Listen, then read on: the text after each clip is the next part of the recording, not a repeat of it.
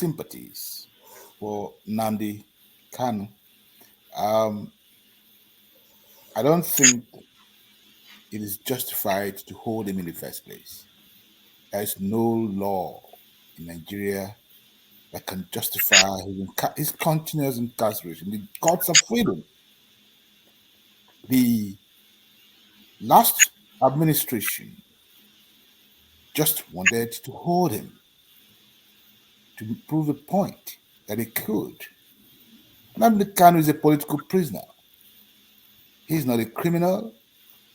He is not has not broken any laws of the federation. He is a political prisoner. And what has happened here is that those who have held him are just trying to prove the point that they could. Nothing can happen. The the Southeasterners, the Igbo governors, the representatives, people have spoken up to say, well, please release Nnamdi Kanu. I have no doubts at all that, anybody who is holding Nnamdi Kanu is holding him A, against his will, B, against the rules of the Constitution of the Federation, C, against the judgment of the courts of Nigeria. And what that means is that his plight is unjustified. That's one. Second, we the Igbo have a saying, Onye gara n'ụlọ mgbada ga-agba nkwa mgbada.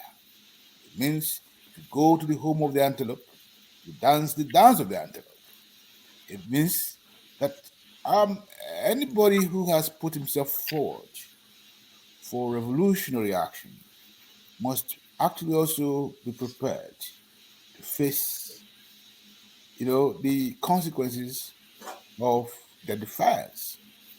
And I think that what we need to actually accept at this moment is that Nnamdi Kanu is defiant of injustice, and he has proved himself to be capable of holding on to his principles, which is that he stands for justice for Biafrans, as he says it.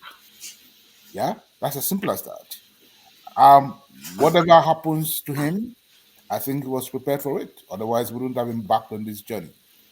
Okay. Saying therefore that you and I will make our own demands for him to be released. Whether we do that or not, ultimately, our call must be based on a certain kind of realism, which is that maybe we are speaking to deaf and dumb authorities. They may not be clearly hearing us. If they're hearing us, they're not listening to us. And if they're not listening to us, they are actually compelling people to take the alternative action. And I've said this before. You can push people up to a particular extent, and they can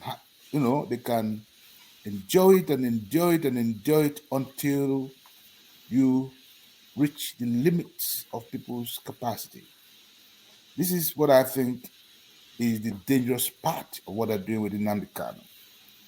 Because at this point, they've made Nnamdi Kanu a hero of the young generation of Igbo people who think that is one speaking for them. They have basically made a hero of Nnamdi Kanu, because Nnamdi Kanu may die in prison and he becomes a martyr, and that would be the most dangerous thing they would have created.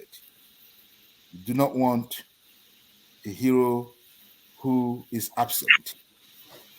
Okay? That's the point. You want to solve a problem by making certain that that guy you have kept away comes out and assumes his normal human guise. Otherwise, you're going to create a god. Okay? That is the dangerous thing for the Nigerian government.